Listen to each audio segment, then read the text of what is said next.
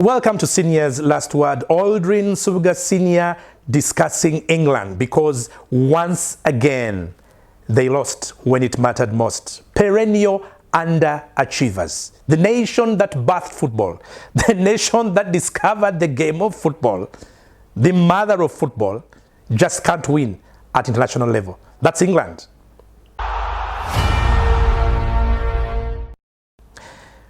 Why does England perennially fail in the big tournaments when it matters most?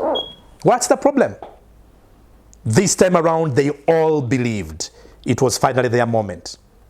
Spain taught them a football lesson. If it's the argument of Premier League and La Liga, matter closed. Premier League might be popular. It might be the most sold. It might have the most money. It's the richest, attracts the best players, so-called. We're still waiting for that impact on the international game. We can't find it. We can't see it. How many times will England wait? Whenever England has come against a more illustrious nation at that level, they've lost. Every time England has faced a team with pedigree in either the World Cup or the European Championships, England has failed. It doesn't matter what generation of players. It doesn't matter under what coach. They have continuously failed. You will blame the coaches. You will blame the players. The question you want to address today is, why does England continue to underachieve at world level, at international level? Are they the poorest European nation in football? That argument might start coming out very soon because, guys, they just can't win. They can't win. Denmark has won it with less quality. Greece won it. What's the problem? I have my theory, and I want to sell it today. If it's pure talent, England, over the years, has had some really prodigious talents. Most notably, if I remember, under Brian Robson, the late, Glenn Hoddle, Paul Gascoigne. There are some of the players they had. Chris Waddle, John Barnes, Peter Beardsley. England had quality. Gary Lineker for one. That team in the 90s. Whoo. Then, of course, the time of Frank Lampard, Steven Gerrard, Paul Scholes, Wayne Rooney, John Terry, Rio Ferdinand, David Beckham. These guys have had their time to go out there and challenge for anything, for everything. Nothing came through. Now we've come, and guess what? They were thinking that with lesser players, young, they can go out and deliver. But let's look at the current England team. Their positive was that they had a chance to build on 2020. 2020, that team kept together for another 4 years, had a chance to come and use its experience, quality, lessons from 2020 to go on better and win it in 2024. It didn't happen. What could the problem be? If you want character, England has it, the current setup. Southgate, what he has done ahead of all other managers before him, was to take this English team, the highest anyone had tried to, the semi-finals and the final. That is to his credit. And that is his legend for now, managing to take England to the semi-finals and the finals of the European Championships, because his other colleagues completely failed. In the World Cup, he only managed the quarterfinal. You're wondering why England couldn't beat Spain. I think I've made my case already. They couldn't. Spain were ahead by miles in terms of preparedness, in terms of talent, overall quality in depth, in terms of pedigree, because England were playing against winners, players who have won. They had won the UEFA Nations League. Many of them were part of the under-19 that won the UEFA European Championships. Many of them were part of the team that had won the UEFA European Championships under-21, and also the Olympic silver medal. So unlike England, who have no winners at all at that level in international football, Spain was full of them. Pedigree, experience, preparedness. If you look at the mature players in Spain who were in there to guide this team, Carvajal, Rodri, you know they had enough winners in there, experience, and Morata to play alongside all the others. Don't make a mistake.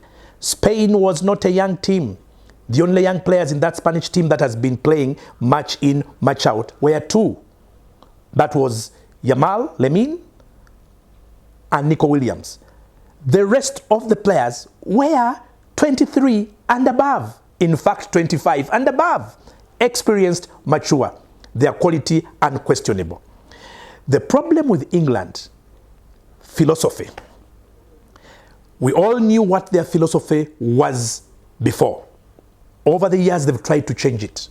From route one, which is direct, physical and direct, to now going for a more fancied approach, which is the style for the Spaniards, the Portuguese, at times the Belgians, and once in a while the French and Holland. It was never the English way.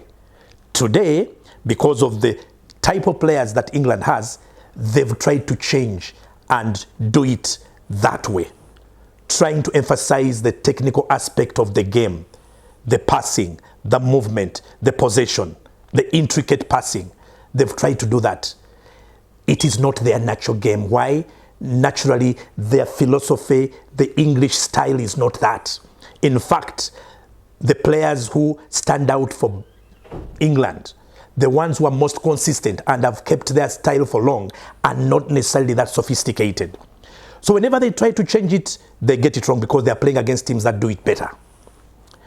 But when you have a group of players who haven't won it before, and they constantly come against players who come from the tradition of winning it, it becomes hard. Look at the coaches. Southgate, as a player, he was a very good defender, by the way. Very good. But beyond that, what else? Which schooling have the English coaches gone to prepare them to translate that to their teams? Just compare Spain. I've just told you, this Spanish coach, the 63-year-old, Fuente, this guy has been with the Spanish football setup since 2013. Those are 11 years. Working as coach for all the underage teams, winning with them. He knows those players in and out. He can close his eyes and select 3 teams for Spain without a shadow of doubt. The squads he takes to the finals, he knows every player. The teams that start, the substitutes, he just knows everyone, playing a philosophy that they live and breathe as Spain as a nation. Southgate had no chance. He was gambling and taking chances with players. That's England. Every tournament, they're taking chances and gambling with players. Because every time new players come in and they want to try them, they don't know who should play. They don't have a template. They don't have a conveyor belt. That's the problem. Is England as good as everyone thinks? No, they're not.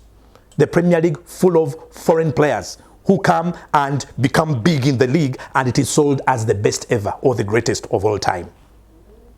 England, without the tradition of winning, it puts a question. Do they have a football tradition? They are founders, yes. Winning tradition, no. So do they really have a tradition of football? I'm beginning to question that. So why do England fail? Why can't they win? I'll tell you what. It's because they haven't won. It's because they don't have any players who know how to win at that level. They'll always struggle against the teams that have done it. England, they're inferior. Hype has brought them where they are, making them themselves favorite every tournament, but with nothing to show for it. I want to finish by saying England are going to take a very long time to win the international tournament. When they try to change, they find teams who do their changes even better. Without a philosophy that goes through their veins, they don't know what to teach and what to coach. Without that, they don't know which players are best suited to play in their starting team or even in their squad. England will continue to suffer. Good enough to become European champions? We saw they're not. They were outplayed in the final by Spain. Outcompeted, outclassed. The quality, the difference was there for all to see. That's not a problem of quality.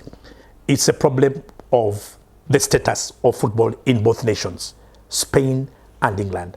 As it were, as we've seen before, Spain way ahead of England in everything at all levels. England, not good enough, never be good enough. And I think in my book, they will not be good enough to win anything, anywhere in the near future until they get a national football philosophy to guide their coach selection, their team selection. And that's my last word.